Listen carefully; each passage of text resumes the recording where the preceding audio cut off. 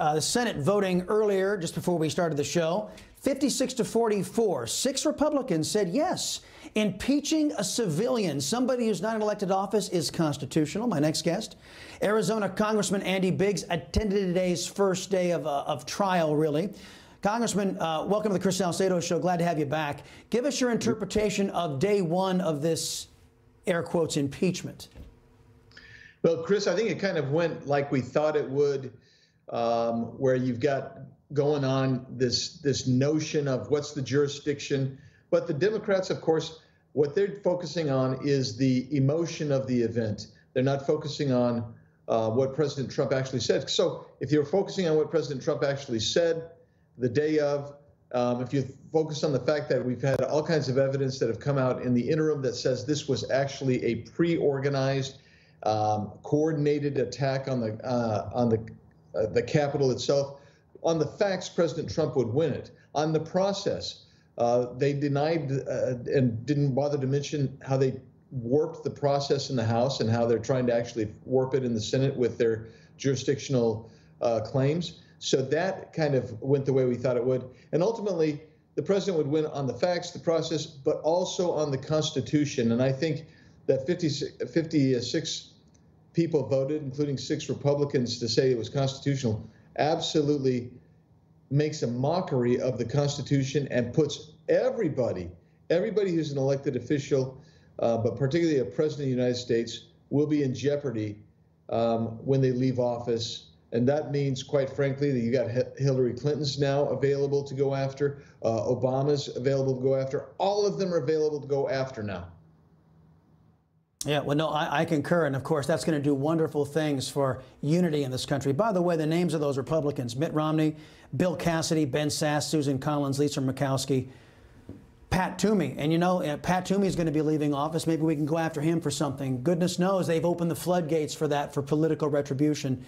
It's really the lasting effects, the cancerous effects of what they've done today are going to be long lasting. Let me pivot to something that I believe the reason why we're having to go through this whole exercise is because the Biden administration is really just out there, Congressman, doing a whole bunch of anti-American garbage policies. For example, they are going to cram through, without any Republican support, $1.9 trillion spending bill, laughingly calling it a China virus relief package. But really what it is a poor liberal state governance bailout package. And inside, they're going to have a $15 an hour minimum wage. And that is, according to the CBO, going to kill 1.4 million jobs. Is it too early to call Mr. Biden an anti-jobs occupier of the Oval Office? No, I think you're right on the money. I think that part of this is exactly what you're saying. It's a distraction to the radical move to the left that the Biden administration is imposing upon America today. So you got the $1.9 trillion package that's loaded with lard.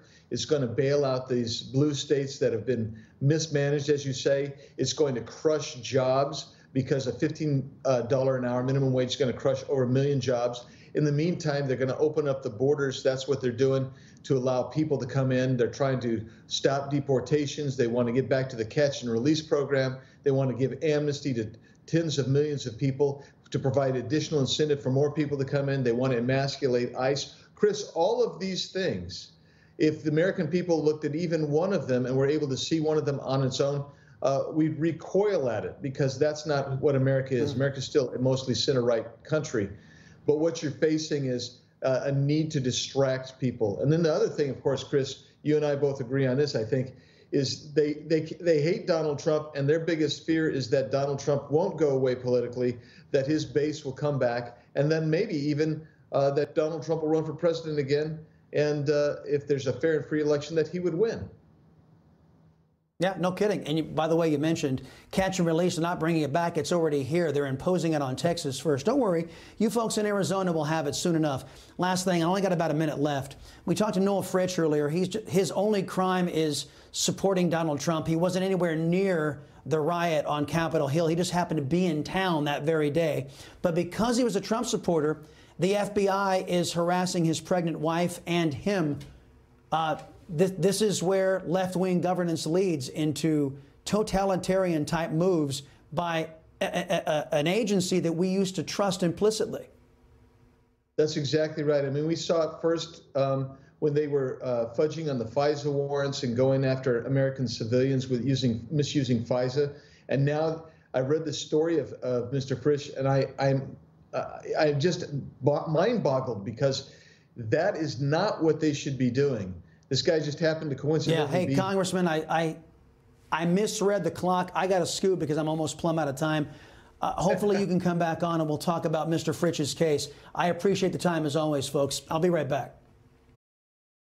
Hi, Emma Reckenberg here. If you like this video, there's a whole lot more to see on Newsmax TV. You can watch for free right here on our YouTube live stream and be the first one here each time our experts break down real news. Just hit that subscribe button, ring the bell icon, and stay with us on America's fastest growing cable news channel, Newsmax TV.